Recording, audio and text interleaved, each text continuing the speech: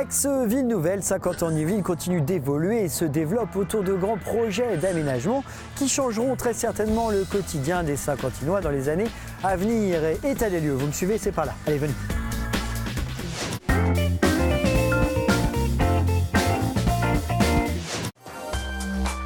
« 50 ans en Yvelines n'a cessé d'évoluer et elle continue aujourd'hui à le faire. Et parmi les grands projets à venir, il y a bien sûr l'agrandissement du périmètre de la communauté d'agglomération. Agrandissement parce que c'est la loi aujourd'hui qui nous impose d'être dans une intercommunalité de plus de 200 000 habitants.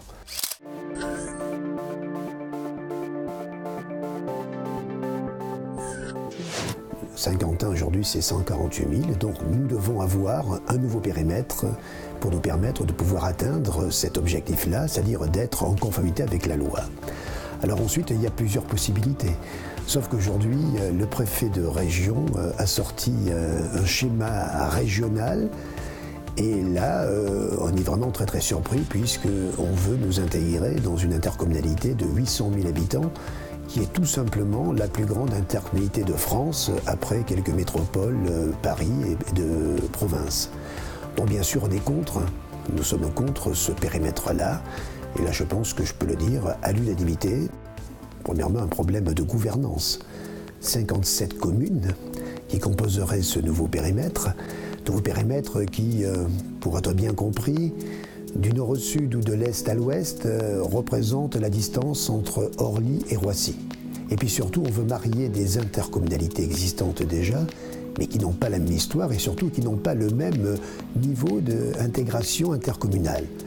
50 ans en Yvelines, nous sommes, nous, issus de la ville nouvelle, donc nous connaissons l'intercommunalité depuis plus de 40 ans, et notre intégration intercommunale est de 50%. C'est-à-dire 50% des compétences sont exercées par l'intercommunalité, vers Saint-Grand-Parc, notre grande voisine, a un taux d'intercommunalité qui se situe autour de 15%. Donc on voit bien que ça sera très compliqué dans la gouvernance et surtout aussi dans l'application administrative des choses, puisque nous ne sommes pas au même niveau et donc on va perdre beaucoup de temps, des années, avant de pouvoir trouver une façon de travailler. Les élus des Yvelines sont unanimes contre ce périmètre-là.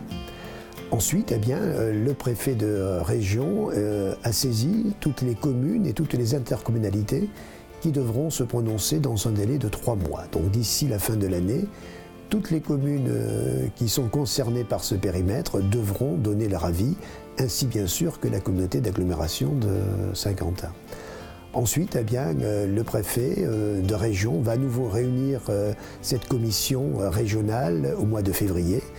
Et là, donc, il y aura 2 possibilités, soit de déposer des amendements pour faire évoluer ce périmètre de la part des élus, soit le préfet pourrait lui-même aussi apporter quelques modifications. Après, il y a d'autres possibilités. La première possibilité, et qui est pour moi la plus plausible, c'est tout simplement de reconstituer ce qu'on appelle le Grand Saint-Quentin sur les bases de l'ancienne ville nouvelle, c'est-à-dire de pouvoir intégrer dans le territoire de Saint-Quentin la communauté de communes de l'Ouest parisien composée de Plaisir, Les Clés et Villepreux, plus les villes de Maurepas et de Coignères. Ce qui nous paraît le plus logique possible. Cela nous permettrait d'être au-delà, bien sûr, des chiffres imposés par la loi. Une affaire que nous suivrons de près, bien entendu. En attendant, 50 ans en Yvelines continue de se développer autour de grands projets qui vont encore renforcer son poids. Il y a des projets comme l'entrée de quartier sur Villarroy. C'est un quartier qui est déjà largement construit, dans lequel il y a des projets complémentaires.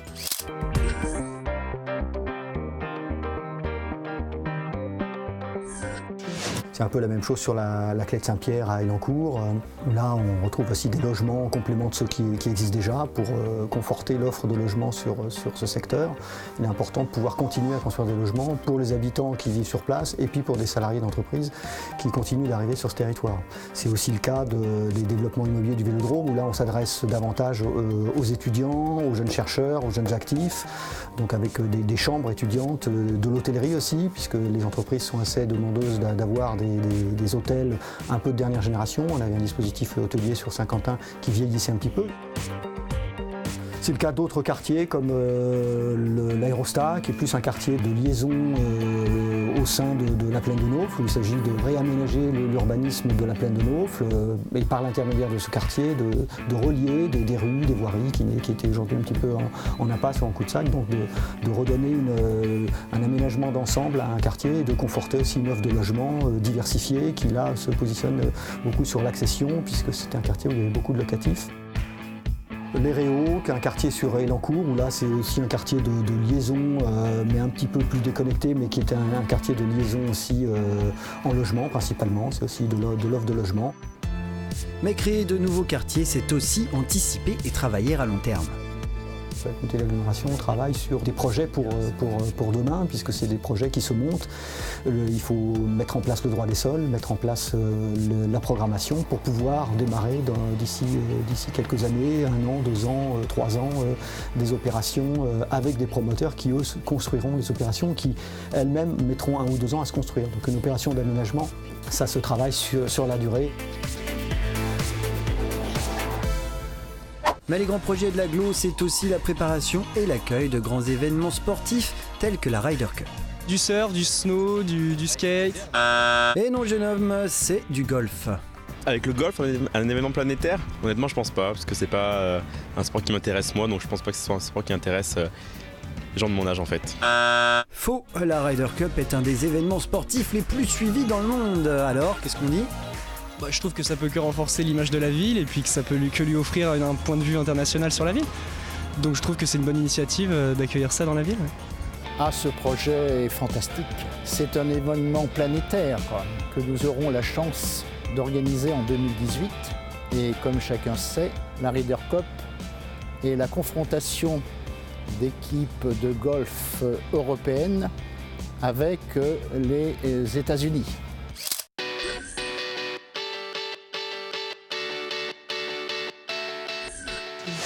Cette compétition accueille des visiteurs du monde entier qui vont bien évidemment alimenter tout le secteur hôtelier et le commerce local.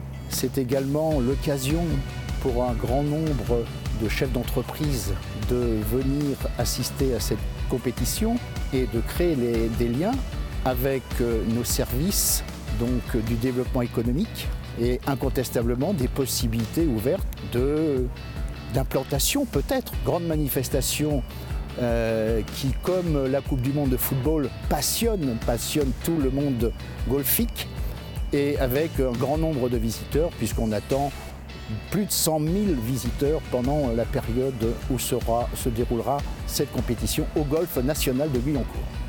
En attendant, les amateurs de sport pourront profiter des championnats du monde de piste UCI qui se dérouleront à Saint-Quentin-en-Yvelines du 18 au 22 février prochain.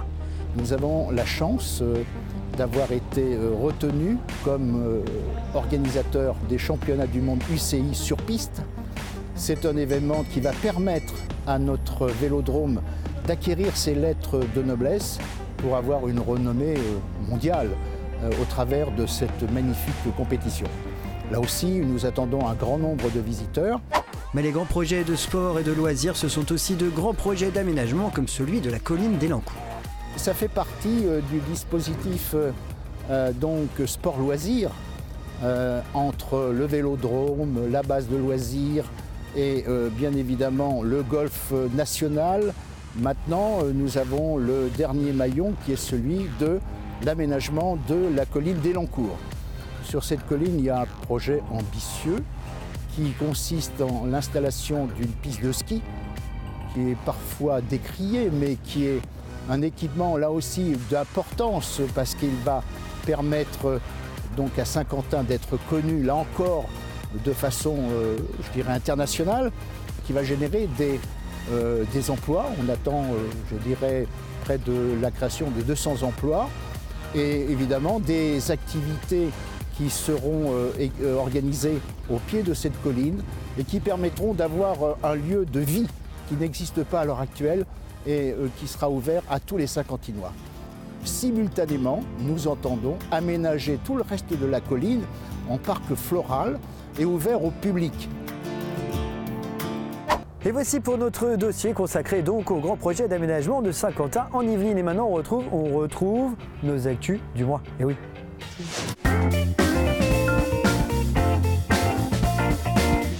Et on débute avec un succès. Ouvert en novembre 2004, l'UGC Cinécité SkyWest est aujourd'hui l'un des cinémas les plus fréquentés de France avec 1,3 million d'entrées par an. Pour fêter ses 10 ans, un tarif promotionnel et de nombreuses animations et projections vous seront proposés du 4 au 14 novembre. On poursuit en couleur puisqu'en partenariat avec l'Institut de promotion de la santé, l'IPS, la Mutualité française Île-de-France et la ville de Trappes en Yvelines organisent Octobre Rose le 17 octobre prochain. Au programme de cette journée de promotion du dépistage du cancer du sein, des rendez-vous avec les habitants, des stands de sensibilisation, des animations au marché, une expo en mairie du travail réalisée par les femmes relais et la projection du film Trappes ta santé au Grenier-à-Sel. Et l'on termine avec un zoom sur la Guyancourtoise Maria Gaffney qui, avec l'aide de la maison de l'entreprise qui l'a soutenue et lui a accordé un prêt d'honneur, a pu lancer sa néo-crêperie au printemps dernier à Guyancourt. La crêperie du village développe depuis l'art de réinventer la crêpe de façon originale pour en faire des lasagnes ou encore des croques. Et voici donc pour les actus du mois. Quant à notre dossier, vous pouvez le retrouver dans le Petit Quentin du mois d'octobre, un magazine dans lequel vous retrouverez également plein d'articles intéressants, comme celui qui est consacré par exemple à la nouvelle saison jeune public et cet autre qui est consacré à la toute nouvelle exposition de Port-Royal des Champs qui vous prépare un mini Beaubourg. À bientôt.